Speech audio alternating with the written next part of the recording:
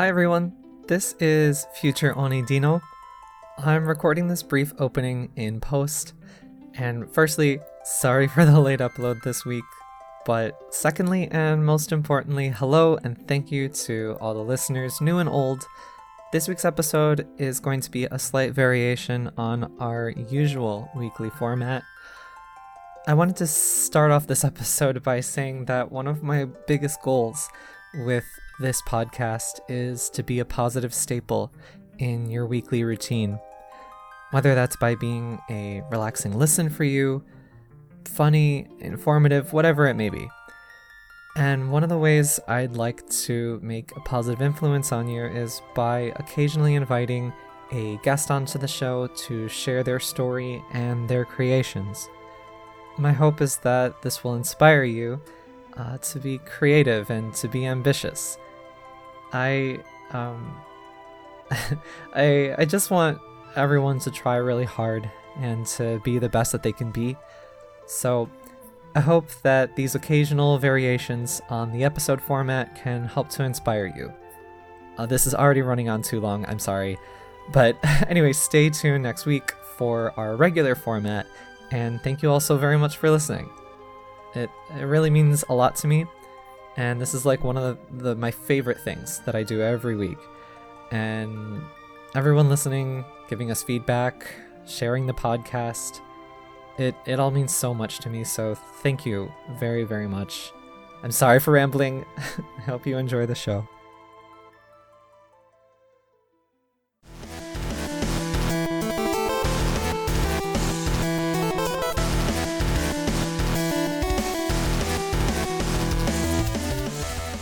Hello, my kids and squids. Friends, thank you for joining us today on the Nintendo Everything Podcast, episode 64. My name is Oni Dino, and with me I have a man who deserves no introduction. It's Galen. I deserve no introduction, but you gave me one anyway. I did, and also that's the second time I used that joke, because guess what? I didn't prepare. Circumstances surrounding right now, I think that's okay. It is 6 a.m. where I'm at. It is not even light outside. It is darker than night. Darker than the heart of Tokyo. Yeah, okay, sure. So, what is coming up in this episode? We have some heavy topics. We have kind of the big one, Nintendo winning a lawsuit regarding the inability to cancel digital pre-orders. What? Some serious stuff that affects the video game industry. Yeah. But before we get heavy, like a Koopa Troopa, ready to launch, let's get some positivity and excitement flowing in here. Mm-hmm. I think it's gonna be a killer episode. Oh yeah, super killer, huh? Yeah. Mm-hmm. Galen on his bullshit already. Yep. So, friends, thank you very much to especially all of our new listeners. This past, 3-4 weeks, we've gotten just like a continuous increase in listeners with new listeners with every week. So, a big reminder to everybody that we are a weekly show. Episodes go live every Sunday. We're on pretty much all the podcast platforms, iTunes, Spotify, Stitcher, Google Podcasts, whatever. We're there. Just search for us. And if you could, please take a moment to leave us a review, a share, a like, whatever the hell you have to do to help us with some organic growth, which is the most difficult thing on the internet. You got nothing, Galen? Come on. It's 6 a.m. over here, and I've got barely something. You know what? You were doing such a good job. I just didn't want to, step in your limelight right here. You got nothing? No response to that? Huh? So Galen, today we have a very special guest with us. We do indeed. We have Matt Tesch from Liquid Bit. They are the developers and publishers of Killer Queen Black on the Nintendo Switch. Matt, how are you doing? I'm doing great, guys. Thanks for having me. Excited to be here. Yeah. I've been playing Killer Queen Black a little bit myself the past couple of weeks, so very excited to have you on. Awesome. So Matt, why don't you tell everybody just a little bit about who you are, what you do? Yeah, sure. So I am a co-founder at LiquidBit, and right now, really, our only game and our only passion here is Killer Queen Black. It's also our first game at LiquidBit, and the first game that we've ever made, to be honest with you. So in that capacity, I kind of work as a producer on Killer Queen Black, along with all the other stuff that goes along with running a company. I keep the trains running essentially, but I work with all the really talented people that it takes to kind of build a game like Killer Queen Black. Make sure that all the pieces fit together, and continue moving us down the pipeline. I also do stuff like this: podcasts, marketing, advertising. As a small company, and we're tiny. Everybody wears a lot of different hats, and today was my podcast day in the saddle, so I'll take my turn. But I like it, right? I like doing this kind of stuff. It's nice to kind of get away from the computer screen and the emails and the IMs and the code and the reports and all the stuff that goes along with it. So, for those who have maybe never seen this game in action or have only kind of heard about it in passing, could you give like a general description of like what is Killer Queen Black? Yeah, so Killer Queen Black, everybody asks for a genre, like what's the genre of Killer Queen Black? And the answer is we've never been able to come up with one. We call it an action strategy platformer, but it's a team-based game, and teamwork is incredibly important, in which 8 players battle it out on 2 teams of 4. And there's 3 different win conditions. So you can win the game in 3 different ways. You can kill the opponent's queen 3 times, and there's only 1 queen per team. You can deposit a bunch of berries in your hive, which are like these, they're like little round balls that have physics attached to them, and you have a hive that you need to populate with 12 different berries. That's called an economic victory, by the way. And then there is a snail victory, because on each map there is a snail in the dead center, and it's really a tug of war mechanic, right? So each team can jump on and ride the snail, and there are different ways to stop it. You need to kill the rider. You can run escorts and make sure that, as a warrior, your rider is getting to the other side without being harassed too much. And so those 3 different ways and those to win are always in effect, and they're always happening all at the same time. You're trying to accomplish yours, your other team is trying to accomplish theirs, while simultaneously you're both trying to stop each other from doing just that. So it can get very hectic and very chaotic very fast. Absolutely. Yeah. Yeah. And it's, we never really call out that they're bees, but it looks like a beehive when everything's, said and done, and you're watching a full game of 8 players, kind of run around and work together. So it's online and 8-player online and local. So you can play on your couch. You can play with people online.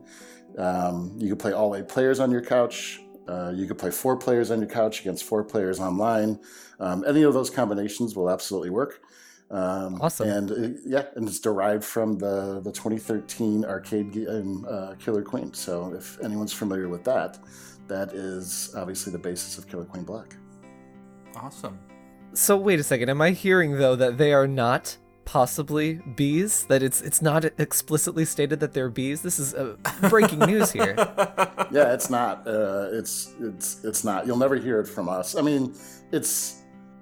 It is. It's pretty much assumed. But what are the little? We classify like the workers, the guys that you start out with. If you're not the queen, we call them bears. Like, well, what the hell does a bear have to do with a bee? But there's so many parallels, obviously, with the hive and with the queen and all that kind of stuff. And what's the snail doing there? I don't know. This is my point, right? Like, if you just be like, it's a bee game, well, it sounds like he's along for the ride, is what the snail is. Yeah, could be. Maybe he's just like hanging out, but yeah, it's lunacy is what it is, and it's fun. And we don't take ourselves too seriously when it comes to lore and classification of what these individual characters are and the personalities of stripes versus, checkers. Like, we don't deal with any of that stuff. Fascinating, though. This is like being told that the Twitter logo isn't actually a bird. So that's super exciting. I wanted to go back to just one thing you said. This is the first game pretty much that you guys have put together as Liquid Bit. That's super impressive. Yeah, thanks. It is our very first game that we've built. Before this, the engineering team here, we've worked together for like 7 years, and we basically had a software services company that did mobile applications and web applications, and so we would do design and do builds, and and it was fun. But that company actually ended up getting acquired, and so once it was acquired, we chilled out for a little while, and we're kind of like, hey, what do you want to do? And it was like, I don't know. At that time, we were going to Logan Arcade a lot, and Logan Arcade is an arcade here in Chicago. Yeah. And we were, hanging out, and there was this cabinet in the back that had a big crowd around it all the time, and it was just kind of like, let's check it out. And it was obviously Killer Queen, the arcade by Bumble Bear Games, and we were just hooked, right? And we never were good enough to really play competitively, but even at the skill level, by the way, we're not good enough to play competitively in Killer Queen Black either, so it's not like, it's not, it's got nothing to do with the game. It's got everything to do with how fast we can move. But so we started playing a lot of Killer Queen and just hanging out and doing, just enamored by the simplicity on the outside of it, and then as you really kind of get into it and dig down, the strategy and the complexity of the game becomes readily apparent. And I was just kind of blown away. Just like this, something that kind of harkens back to the arcade days of past, and is so easy to pick up. Like if you've ever jumped on a platform with Mario, you can play Killer Queen. And then, as you get to understand it and the whole game unfolds in front of you, and you're just like, wow, this is way deeper than I ever expected. And there's genius in that, right? Like, so Bumble Bear really, they did an incredible job with the design in that. And, we just kept playing it. It was like, well, we don't really have anything to do. We've got some money in our pocket from our company that we just sold. Let's move on and talk to Bumble Bear about bringing this to the home and PC market. This whole time, we were fiddling around with other game concepts, building out multiplayer engines, things like that. So it wasn't quite like we started a game company and we're like, we're only going to do this if we get Killer Queen. But it's definitely the game that resonated with us the most. It's not this big 3D shooter that's got $100 million worth of 3D assets in it, right? Right. On the outside, it is simple, right? And all the complexity comes within the game design and the strategies underneath, and right, that's what was really appealing to us, especially for like this is our first game. So ended up contacting Bumble Bear and kind of describing to them and talking to them about this networking architecture that we were putting together, and how we really think that Killer Queen could be an online game. And they were really cool about it, right? Like they took our call. We were in Chicago, they were in New York, and we sat down and we chatted with them. And they were kind of like, well, the proof's in the pudding, man. Like you think you say that you've got the networking chops to kind of pull this off. We don't really believe you, so we want to see a demo. And we cranked out a demo on top of our platform. I don't remember how long it took, but it really was not that long. The turnaround was fast. This was a couple of years ago. And we played our really, really, really rudimentary game of Killer Queen. I'm just talking about like boxes, moving around the screen. But like the mechanics were there, or at least being able to run, jump, kill, deposit a berry. I think our snail was just like this big square, that sat in the middle of the platform that you pushed actually. But the point is like, it was close enough to demonstrate that yes, like this could be played over a network if implemented properly. And like from then on, like they were like, yep, this is actually, we think this will work. And we formed a partnership, and we moved forward where Liquid Bit would be in charge of development and publishing, right? And so we really kind of harnessed our strengths, and they stayed within game design and art direction, and level design and things like that. Whereas we put the tech on top of it, Yeah, yeah. And it's been a dream come true, just from like walking into a barcade and kind of falling in love with this game to being like, hey, let me just call the maker of it and see if he wants to partner up. And all those pieces fell into place. And at the end of it, we got, it's like, holy crap, we built a Nintendo game. Yeah. This is super fascinating. Like, thank you for like that super comprehensive story on like how all of that came together. I have to tie a few threads together right here because the Logan Square arcade, the barcade, was the same place that my friends went to and played the exact same cabinet, that you guys were playing. Awesome. Yeah, so Galen, you've been playing this game, from our last week's episode, we talked about Killer Queen Black there. How have you been enjoying it so far since you've had a little more time with it? I definitely agree with the simplicity of the game itself when you're looking at it. I mean, you've got, hey, go ahead and win by collecting a bunch of stuff, or win by killing the other person, or win by bringing this snail over to your side of the screen, which is my personal favorite type of victory, because snail victory for the win. But you're 100% right, Matt, when it's just like the complexities and the finite details and the strategies that you can come up with when trying to focus on all those aspects. It's an incredibly rich, complex experience. No, I appreciate that, and hats off to the fans and the players, right? Because I mean, they're coming up with ways and strategies and meta to play the game that we never thought of. What's really interesting is with Killer Queen Arcade and getting to know Josh and Nick so well. And then along with Killer Queen Black, like we always, I guess, kind of figured on that like all these different strategies and ways to play were built in on purpose by the game designers, right? Mm-hmm. And I was talking to Josh and Nick about it, and they were just like, "No, man, you build the game, and then people figure out the best way to play it." And the same thing has happened with Killer Queen Black, right? Like when we were building the game, we were. No shock here, we were the best players because we were the only ones playing it. And within about like 3 days of it kind of going online in a beta, right? Like we were just getting destroyed because players figure out better ways to do things and better routes to take and better ways to group up, a sword warrior and a mace warrior, and one person's running econ and the queen's running specific routes and like all these different combinations. And that's really a testament to the game design, right? It's a shell that allows the players to kind of really map out what they want to do, and what they're good at. Right.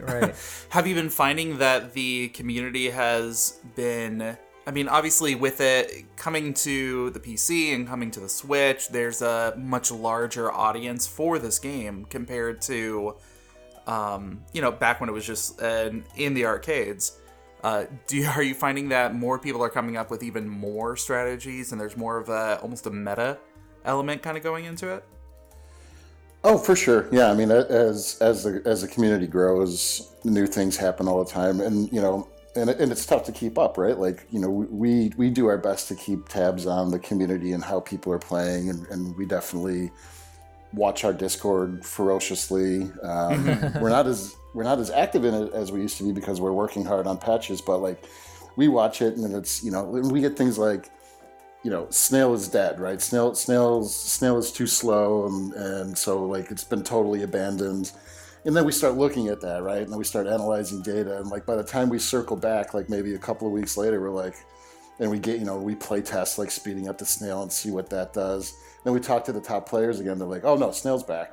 We're just finding different ways. We're just finding different ways to defend against it. Don't make it any faster because now like snail's all anybody does." And we've seen that with econ too, where like econ was like the way that the best players won in the very beginning, and then it was like totally abandoned because of various different things, getting really good at throwing, and so we started looking at like increasing throw cooldowns and things like that, and then again it was just like, oh no, we're back on econ, like this is definitely the way to win, and it just all comes kind of back to as everything adjusts players are finding ways to adjust the strategies from the other teams, and that's not to say that we don't make adjustments, and we do, but a lot of the times it just takes a little bit longer for the players to kind of react and then figure out that new meta to defend against whatever strategy or tactics that the other team is using, and then it's like game on again. Everything's all good. Yeah, I imagine it's a lot like trying to balance a competition of a bunch of people playing rock paper scissors at the same time.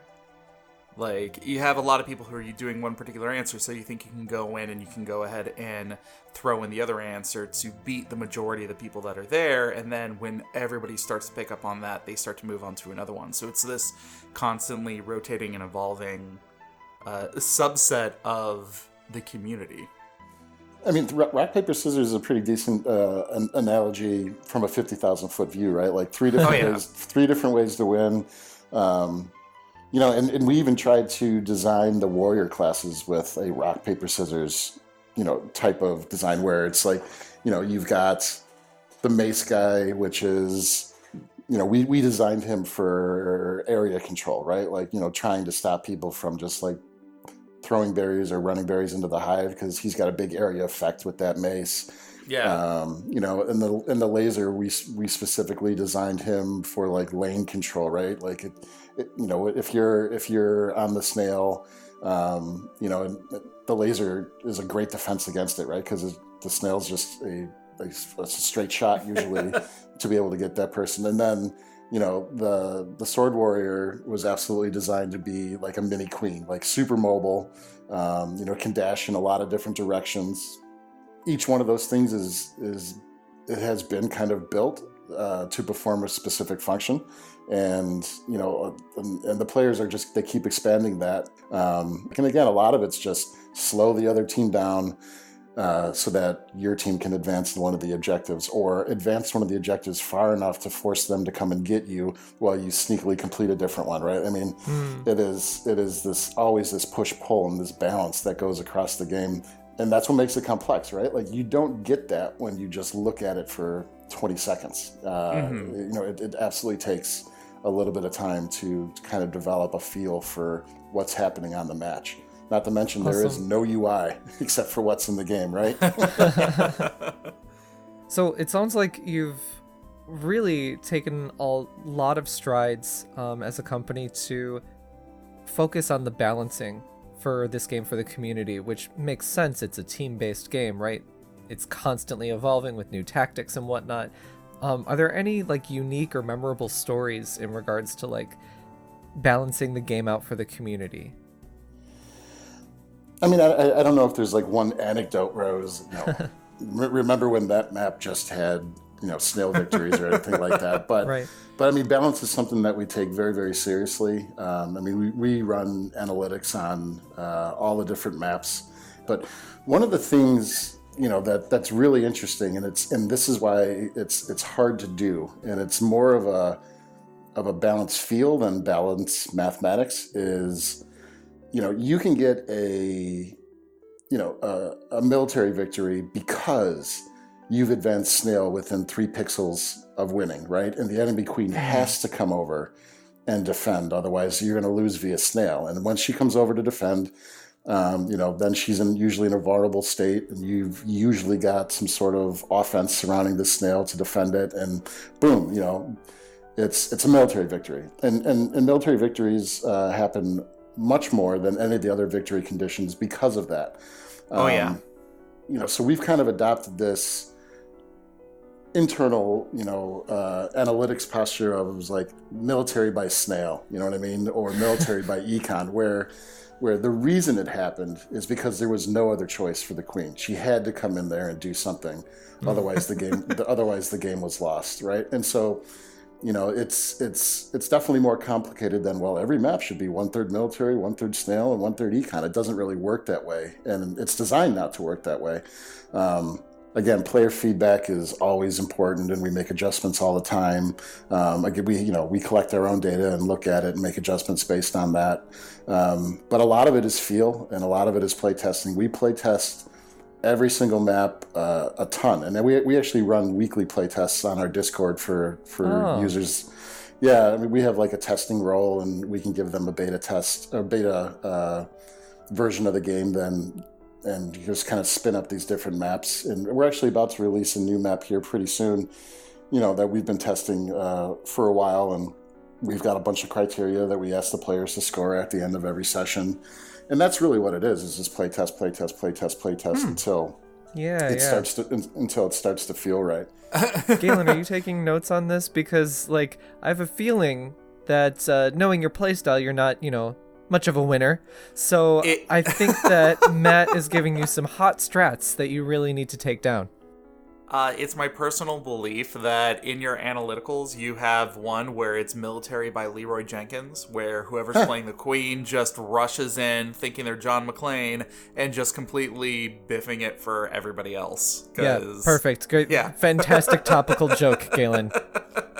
Well, I mean, but to be honest with you, we see that with newer players all the time. Where they're like, I'm going to play Queen, and hopefully it's in a quick match and not ranked. And they dash around like they're invincible, and then it's like, holy, 15 seconds later, game's over. Holy shit! That sounds like Galen. The tutorial made me feel invincible. How many games have you ruined for other people, Galen? I would love to see. Do you have statistics on that, Matt? I have actively chosen to stay away from the Queen role just for that fact. There's a lot of pressure there, man. I mean, there are definitely people that will not play that role. Mm-hmm. And you know what? And for me, it's like a day-by-day thing, right? It's like when I play, I'm like, I've had a rough day. I don't feel like playing the Queen. I don't need that kind of pressure right now, right? I just want to throw some berries in and, maybe ride the snail a little bit or warrior up. But then there's other days where I'm like, yeah, let's go, let's rock, I'll take the Queen. And then I get my ass kicked because I'm not very good. Yeah. Well, and it's funny because, like, the first couple matches, before I really understood, like, the essence of what this game was trying to do and that push and pull mechanic you were just talking about, when I was playing around, I kept, my team kept losing to military victories, and I just kept going, wow, whoever is playing our Queen just really is not good. Like, what is going on here? But it was your fault all along. You know what? You're kind of right. Ladies and gentlemen at home, if you are having a frustrating day, just remember, give your Queen a chance. This kind of reminds me of, like, the mindset of people when they play Splatoon, when, like, their team loses, and then they're like, what was my team doing? And it's like, you know what? It was kind of probably a little bit you. Yep. So, Matt, I wanted to go back to something that you mentioned where you said, like, a new map is going to be coming out kind of soon. You guys are working on that. You guys have a very extensive roadmap for Killer Queen Black. Can you talk a little bit about, like, what is going to be coming out in the near future? Also, instead of a roadmap, can you please refer to it as a snail map? Because I'm really enjoying that. Yeah, well, we'll just throw puns at everything, yeah. I mean, yes, snail map is not a word, Galen. Stop trying to make snail map a word. Quickly, I would just love to shout out the new patch that came out a couple of days ago, 1.60, the Hydra patch, which gave our players the #1 most requested feature that we've ever gotten, which was 8-player local. Mm-hmm. And so super happy to bring that out. So now you can play the game online, you can play the game offline with your friends on the couch, and boom, you're good to go. So that was a long time coming, and we listened to our fan base. And so what is on the snail map? It's yes. There you go. Yeah. I don't know if that's quite coined yet, but we'll work on it. This is falling apart. Yeah. So a bunch of really cool stuff, right? All right. So it says enhanced party permission or enhanced party features, right? So it's obviously a team-based game. It's obviously a game that's best played in a party with friends, whether online or offline. And we want to make that as easy as possible. So we've got all these different ideas and systems in place in order for players to join players, become friends with them, just make it easier to kind of enable that whole interaction. It comes down to, it's like, we want to be able to replicate what happens in person at the arcade. Just essentially easier systems in order to be able to, find people online that you enjoy playing with, and then letting them become a Liquid ID friend, right? So that they don't even have to be platform friends. There's a cross-platform game, obviously. Yeah. On top of that, excuse me, spectate is a huge feature that we really just want to get right. So we have a spectate feature in the game, but right now, so what happens is that records games and throws them up to our server, and then you can kind of just watch games through the app. But we do not have yet have a mechanism for you able to watch a specific game from a specific player or watch live games.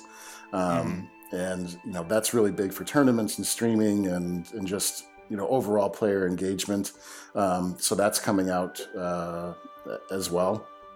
Not to mention, we've already confirmed that it is coming out for Xbox, and so we're actively working on that right now, and we cannot wait for it to come out to Xbox. It'll be I don't have a release date on that, but I would expect it to be in the next few months, and it will also be available on Xbox Game Pass as well as the Xbox Store. Oh, cool. So that's super exciting. Can't wait to bring that platform's players over and get them playing. And again, everything's cross-platform. Everybody plays in the same sandbox. Right. That's really cool. And then we've got, without giving too much away, we are very much looking into official seasons. We are very much looking into cosmetics and the ability to earn cosmetics. New characters, new weapons, new maps, all that content is actively being worked on. Organized play is very important for us. Right now, a lot of that is done through our Discord, which is great. Like the players are doing it on their own. They're organizing tournaments, weekend events, things like that, as well as being part of Indie Gaming League, right? So there's a Killer Queen Black Circuit in Indie Gaming League right now, and there will be another one in the spring. But we also know that not everybody's kind of plugged into those communities, and so we want to bring organized play into the game as much as possible. So we have all sorts of really cool ideas on how to do that, and because that's to us that's also some of the most fun, right?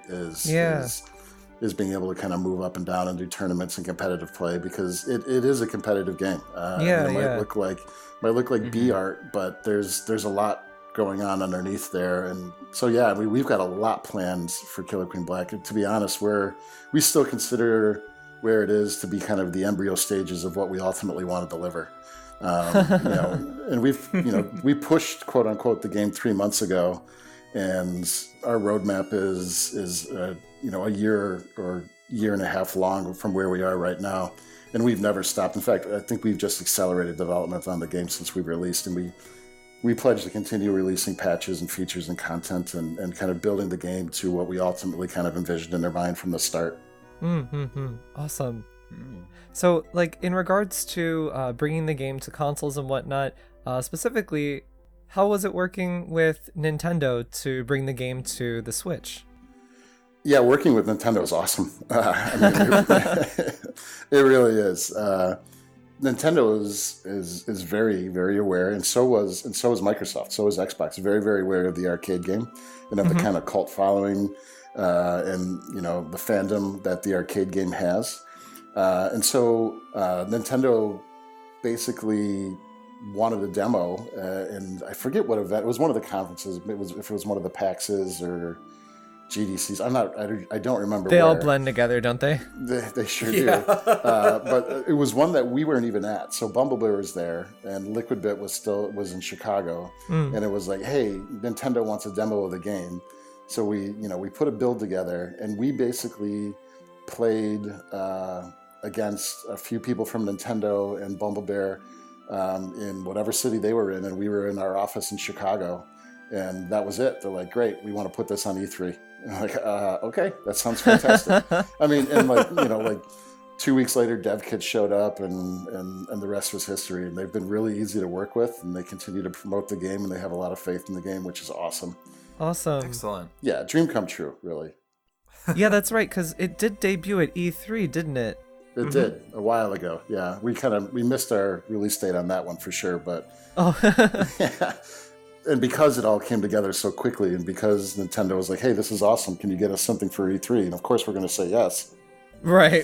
We had like one playable level in like one mode and that's what we debuted at E3.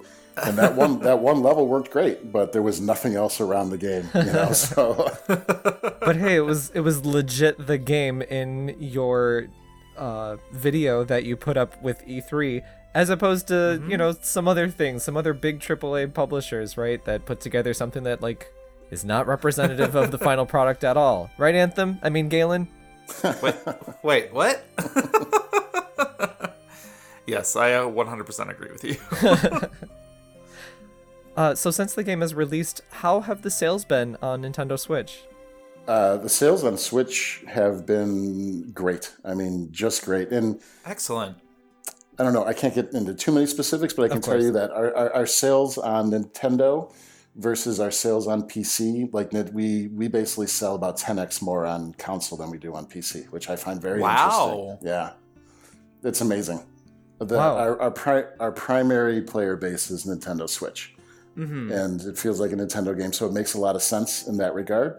But for our PC folks out there that may be listening as well, it's super good on PC too. So, well, and that doesn't actually surprise me all that much, because I mean the way the game is designed and just that playing all together at the same time mentality of it, it just begs to, hey, I'm gonna bring my system over and we can all play this together.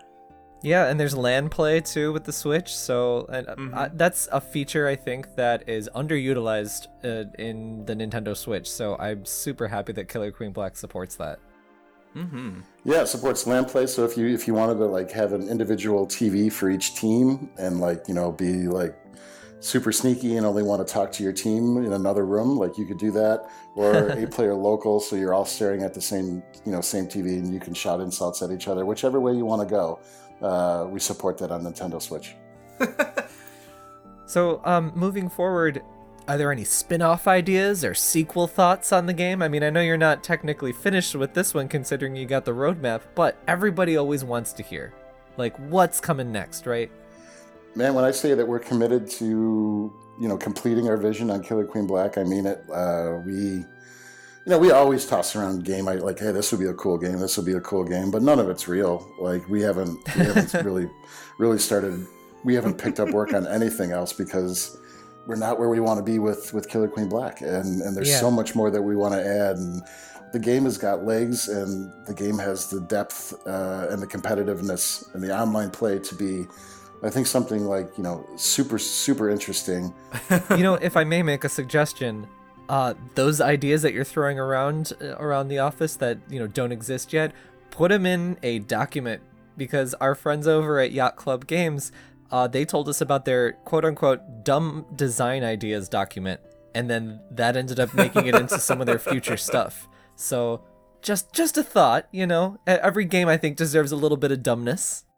Oh, dude, I keep a notebook. Yeah, I mean, I have a notebook where I've got games and game ideas sketched out and stuff like that. And every once in a while, I'll page through it and be like, "Oh, that was stupid," or I'll look at something and be like, "Yeah, you know what? I think that was actually a pretty neat idea."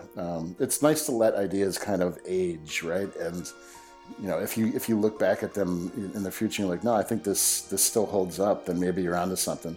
Because you can always fall into the trap of just getting super excited about an idea and just getting blinded by that excitement.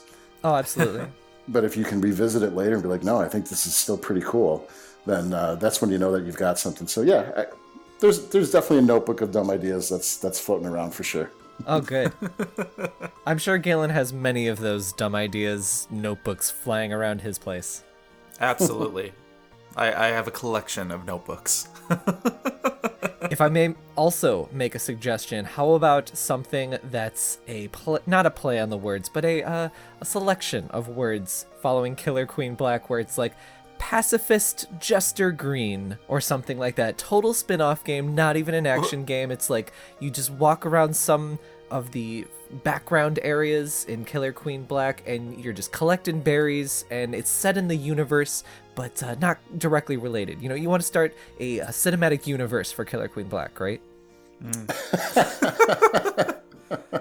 And there's infinite ideas there, and they're all dumb.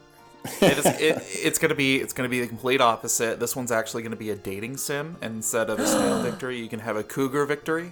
So oh, I love it. It could be called Doki Doki Cougar White. Oh, it is definitely 6 a.m. over here. I'm sorry. Keep trying. I think we should just start something where it's like you walk around and you collect berries, and then you basically start like like a vineyard, right? And you make different wines out of the berries, and then it's like the whole game's just a sim about running a vineyard, but you have little bear workers that are collecting the berries to make it. Oh yeah, that sounds boring as hell. Yeah, like maybe a Stardew Valley one, something like that. We can call this one Miller Queen Rosé. That was the worst one ever on this podcast. It's the worst thing I've said on this podcast. Yes. How dare you in front of the guest?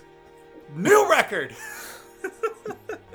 Well, I'm super looking forward to all of this crazy content that you have committed to the game on Nintendo Switch and other platforms. Right now, it's on sale in the North American eShop. I think it's like 50% off, something crazy. Yeah, when we released the Hydra patch that included local play, we were just like, let's just drop it down to 50% off and just get as many people and new players and new blood as we possibly can. Like, who cares? What's it hurt, And so, so we're 50% off on the Nintendo eShop North America. Yeah. And soon to be 50% off on the Nintendo of Europe eShop. It's also 50% off on Steam right now. Mm-hmm. And then Humble, which is a Steam key. Nice. Great. So, it has never been that low before. Now is the time to jump in on it, right? And it ain't going any lower, right? Like, we just kind of... when does it go down to 99 cents, please? It ain't. So that's not going to happen. So if you're waiting for... We just kind of committed all in with the Hydra update. $9.99 is the lowest it'll be. So...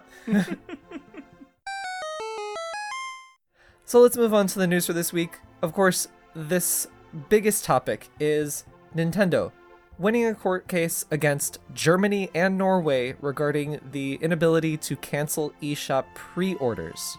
Mm-hmm. This is a bit of a big one, so allow me to unpack it. So what's going on? So once a game has been pre-purchased and preloaded from the eShop digitally, consumers are unable to cancel that purchase if they change their mind before the game comes out, so you're still required to follow through with that order. This was thought to be in violation of Norwegian and European law, but the courts think otherwise apparently. The Norwegian Consumer Council raised issues with Nintendo over the inability to cancel these eShop pre-orders in February of 2018.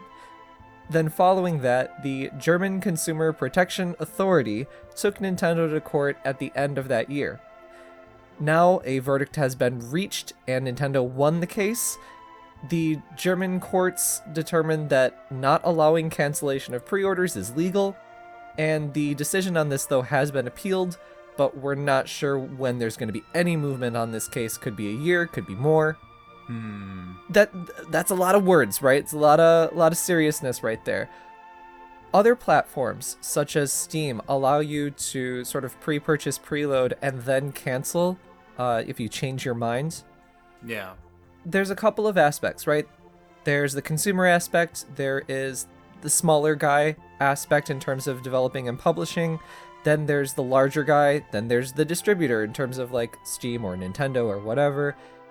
I'm very interested, especially to have Matt here with us. So Matt, what do you think about this? I find it interesting. I mean, I read through the articles, just like you guys have, and I've seen that news.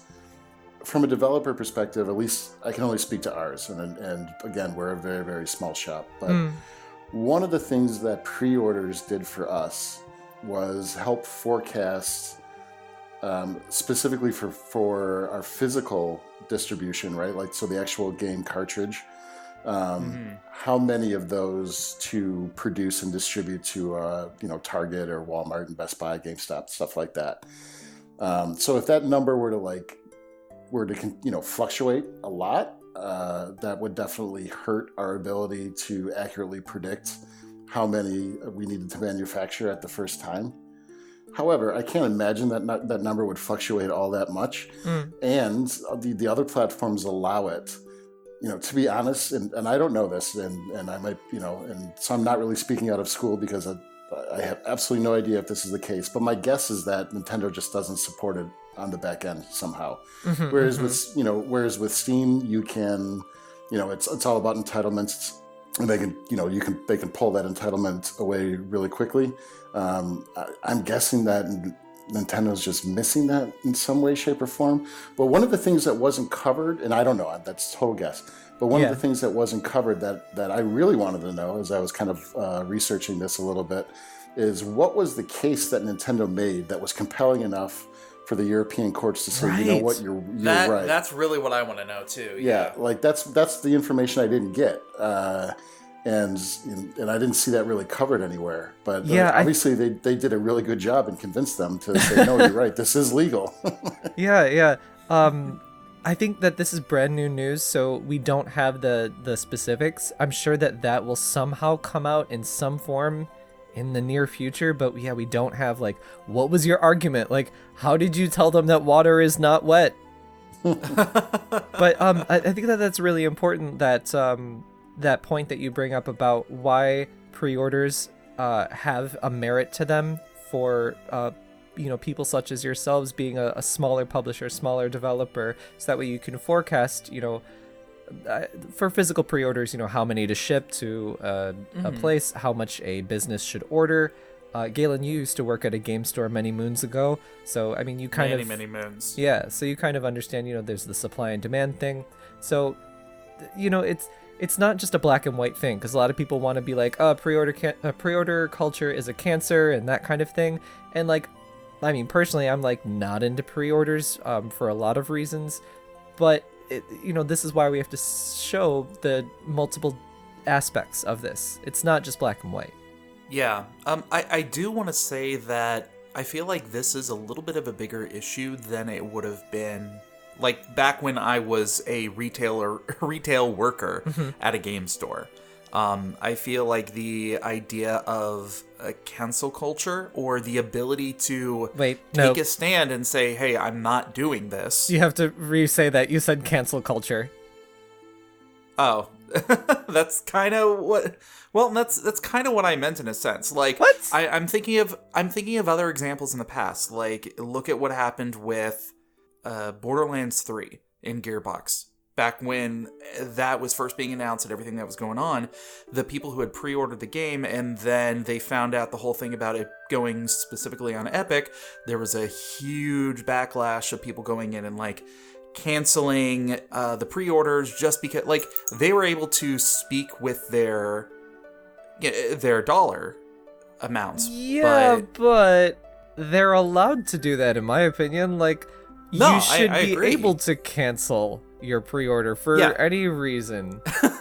and maybe I should be clear. I'm not. You should be, because right now you sound like a little bit of a shill.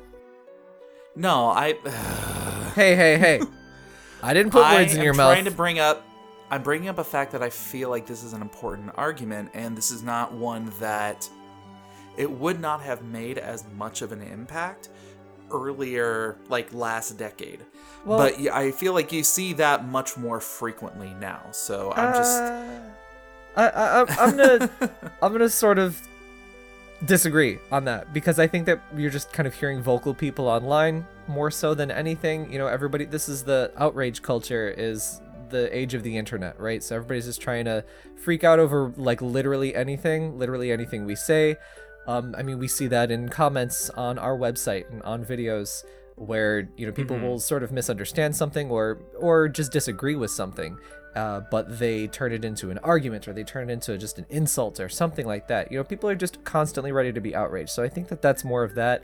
But going back to the pre-order thing, this is specifically, though, about the digital pre-orders and canceling a digital pre-order. And I think that you should be able to cancel the purchase of something when a service has yet to be rendered to you. You know what I mean?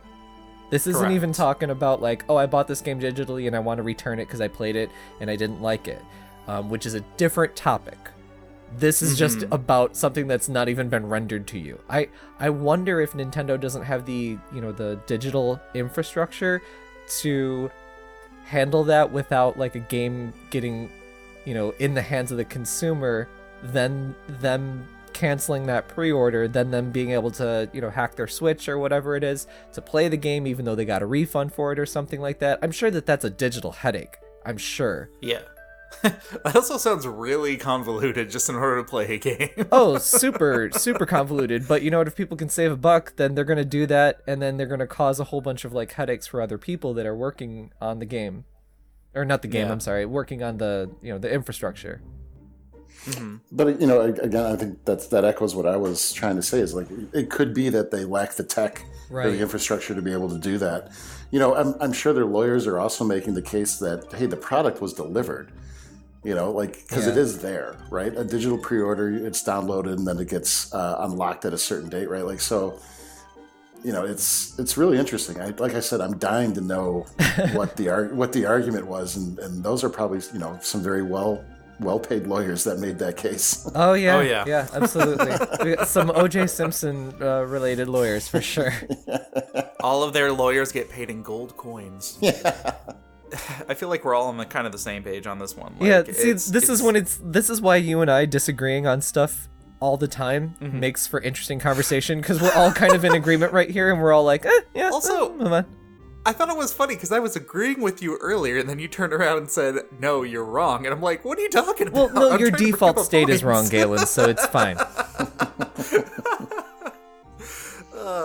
So let's move on to another topic that you're definitely wrong on, Galen.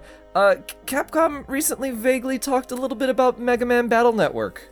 Mega Man? Did you say Mega Man? I specifically said Battle Network. I need a moment. I'm so happy. I'm firing you from the podcast. There's no crying in Nintendo Everything podcast. So recently, only after. Capcom talked a bit about Mega Man Battle Network and the possibility of a collection or a new game in the series. Recently, Capcom's been doing a whole bunch of Mega Man collections. Even Mega Man 0 and ZX had collections. Mm-hmm. So in a talk with Tokyo TV, they more or less said that it's possible that we could see more Battle Network games or some sort of revisit to the series. They said that they're aware of fan demand and how highly it's appreciated. And they said also that market conditions have to be right for them. Kind of all the same stuff we hear from, bigger companies when broached with the topic of something that's like a really dormant series. But I think that the underlying point here is that it's good to hear them talking about it. I'm sure, Galen, you think it's very good. I wish I could say this was good. How? What? So how do we disagree on this one? It is no secret that I am a huge fan of the Mega Man franchise. Battle Network, Legends, X, whatever.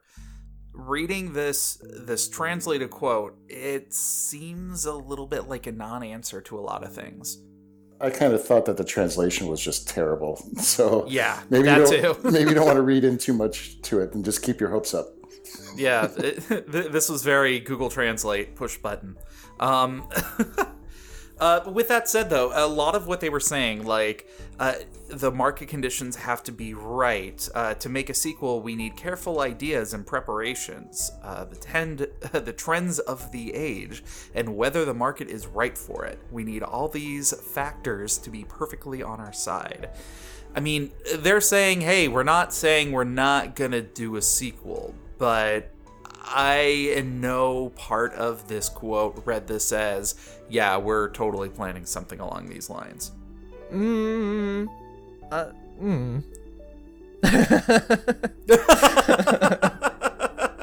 Interesting. I mean, would you like to elaborate? I agree that it was like very much a non-answer, but it is nice to hear them at least make some sort of, statements on it. This can also be a bit of a spark that can light a fire in terms of fan response. I mean, we've seen that with many dormant series. Mm-hmm.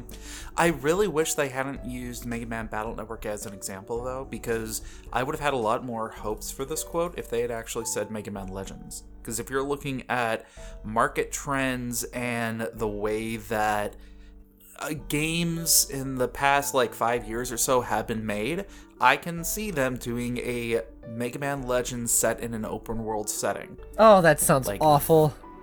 That sounds amazing, and I would totally be down for that. Disagreeing. Again, I really hope they come out with another Mega Man or Battle Network game. That is probably one of my favorite Game Boy Advance series. But yeah, I'm being realistic on this one. Matt, how about you? Have you played any of the Battle Network games back on the Game Boy Advance and the DS? No, I haven't. I never even had any of those systems. I wasn't fortunate enough. Oh. Yeah. But in preparation for this, I did look it up and I watched the Let's Play. You know, from what I could tell, I'm not convinced that isn't something that is in vogue right now, to use that phrase, right? Like, you know, so it's asynchronous kind of turn-based combat, right? Is that correct? Yeah. Yeah, I mean, that stuff it's still hot, and it always. I mean, look at specifically with card games and Slay the Spire, and obviously Pokemon and all that kind of good stuff, right? Like, you know, if they really kind of push that further, you know, I absolutely think that there's a market for it, at least there's a fan base for it, and utilizing the Mega Man name is not going to hurt anything. Whether a straight, you know, port of what I saw, you know, from the Game Boy Advance is what I think I was looking at. You know, whether that would work, I don't think so. But, you know, extending it further and bringing it closer to what you see in terms of the gameplay and the design, that's really popular these days with that asynchronous kind of turn-based combat and you know, with utilizing different characters, capabilities, power-ups, et cetera, like I could totally see people getting into that. Yeah. I think you touch on those three most important parts of this. Like, number one, the brand recognition is there, so it's, you know, a safe bet with Mega Man. Two, the battle mechanics allow for a lot of creativity, and there's still ideas that can be done there. You know, it's not like a dead idea. And then three, there's the market there, especially with games recently, like you just mentioned. It's make it happen, Capcom. Kindly, please. In talking about that brand recognition, Mega Man is one of those franchises that you see it in almost every aspect of gaming culture in one way or another. Down from the music, people can talk about the game design of it. You know, Ego Raptor's Sequelitis talking about Mega Man X and talking about how this is the proper way you do a introduction level or a training level without it being like bashing you over the head with everything. It's funny to me that they are doing everything with Mega Man as far as putting him in cameos, except for giving him his own games. Absolutely. So let's move on to additional DLC. Galen, what do you have to recommend to the people? So this week I have a bit of music that I stumbled across. So it is a cover of the Irish song The Parting Glass. It is covered by an artist named Freddie White, and it really kind of struck out at me when I heard it. If you are familiar with the normal cadence and rhythm of the song, all the words are still there, but the way he sings it and the way that he changes everything up, it's haunting and beautiful, and I absolutely love it. It reminded me a lot of the first time I heard Johnny Cash's rendition of Hurt, comparing it from the original to his own take of it. Seeing that contrast between the two was very, very welcoming. So highly recommend it. It's only like a 3-minute song. So for me, I have nothing. I've been consuming like negative media this week. I've been super busy. I'm tired. Very, very sorry. However, I'm sure that Matt would like to recommend a video game that's on sale right now in the Nintendo eShop. Yeah, there's this hot title that I really, really like. It's called Killer Queen Black. You should check it out. It's $9.99 on the Nintendo eShop. I thought you were going to say Golf Story for a second. I like that one too. Now let's move on to some listener mail. Galen, if people had words to type with their fingers and then put that into an electronic format and send that off via electronic dove, what's an electronic bird? Electronic carrier pigeon. Something funnier. Hey, you're the one who said that the Twitter icon wasn't a bird. So. Oh, yeah. Via the not my entire Twitter, world. bird. My entire world is thrown upside down right now. Yeah. Where would they not tweet at us? Wait, no, hold on. Where would they not email us? They cannot email us. Wait, no, I'm so confused by this wording. Send your emails to nintendoeverythingpod@gmail.com. Please tweet me at nintendoeverythingpod@gmail.com. It's the wrong stuff. That's wrong. I'm gonna send you an email that just says tweet. Sure. And if you could tweet an email, then you might sound like this. So this week we have an email from Micah. Hi Micah, how's it going? Hey Micah, I think Micah wrote into us a few weeks ago, yeah? Yeah, I think so. So, Micah writes in, a good day. Good day. I would like to commend the decision to make Daemon X Machina the paperweight of the year. I played the beta and the prologue and can confidently tell you that neither give you a sense of the most important part of the game. There are some mechanics that aren't explored well in the prologue, namely femto abilities, plural.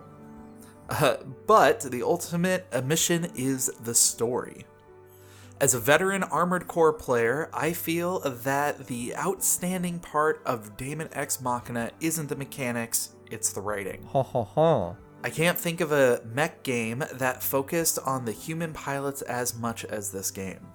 I honestly think I will play this game without using the cybernetic pilot enhancement mechanics because I'm already starting to feel like preserving my character's humanity is necessary out of principle. Oh, that's fascinating. It is so interesting that I can't even champion a Xenoblade crossover anymore because the game is developing its own identity so well. I hope Oni enjoys it as much as I am. Well, you would be enjoying it if you would play it. Well, you would be a teapot if you weren't calling the kettle black, Galen. Thank you, Micah. Thanks for writing in, Micah. Thank you, Micah. So yes, Micah is of course referring to the episode that we did at the end of the year where we did our personal Game of the Year awards, and Daemon X Machina won the paperweight category, which is a game that we've purchased but have not even played. And which I had no legal submissions for because I played every single game that I purchased last year. Yes, you did. It was almost like you came to the conversation incorrectly. Is that a win or a loss in my account? Always a loss. If it's you, it's always a loss, man. I'll accept it that we both lost that one. No, what? No, you lost. Me win. Always I win.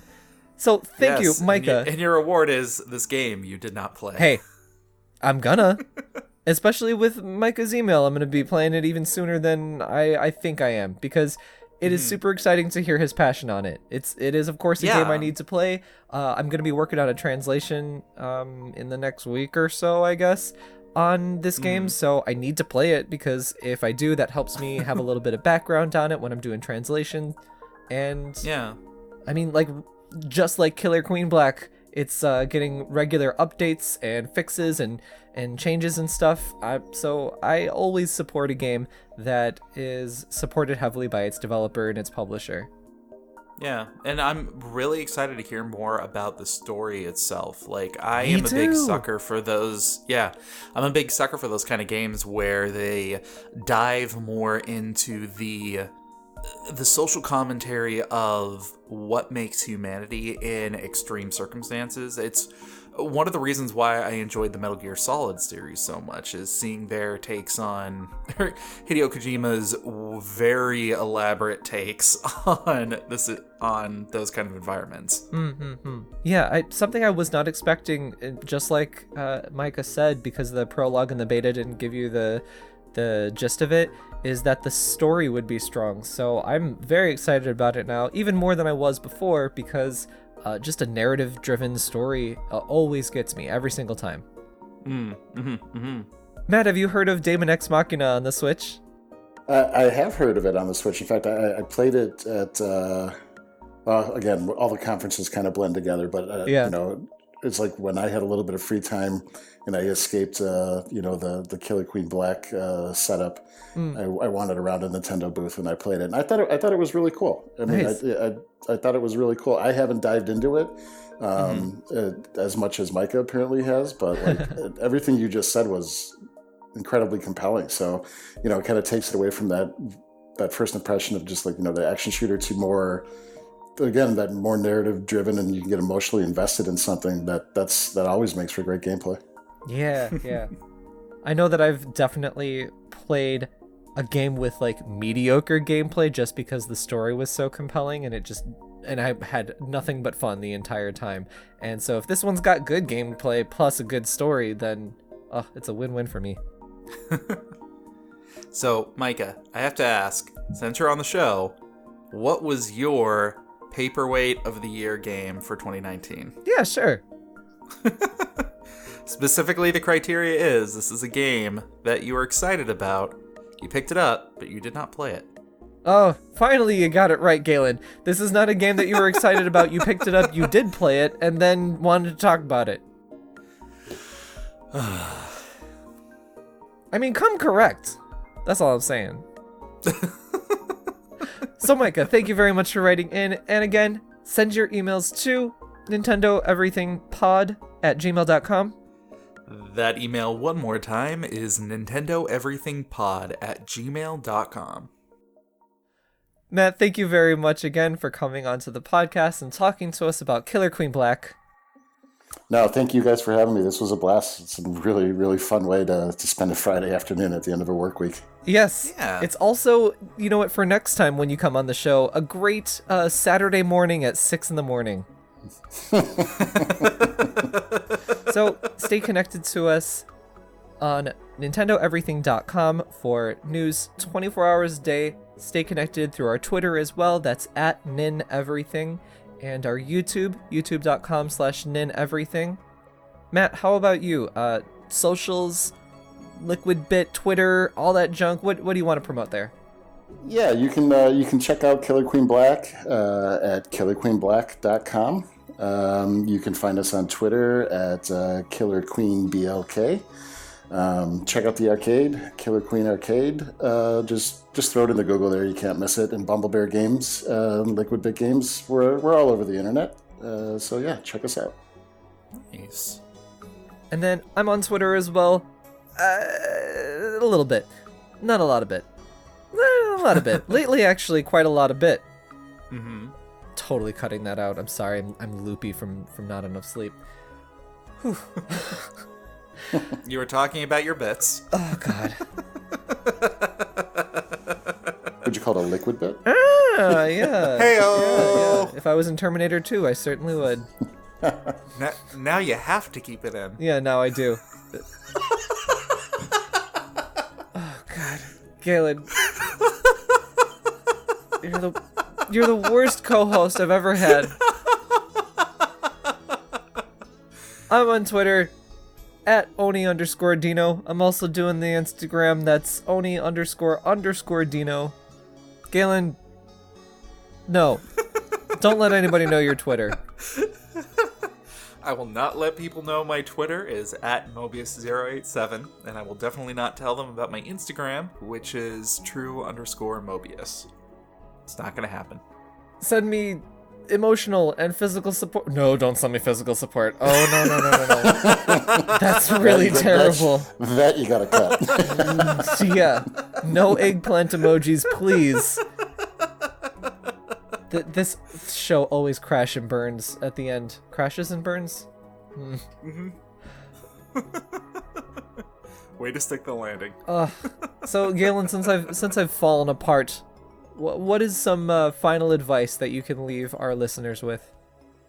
Don't get yourself boxed in, and always have a laser on the snail road. Matt, do you approve that message? Yeah, that's cool. Yeah! Validation! Yes! Thanks again, Matt.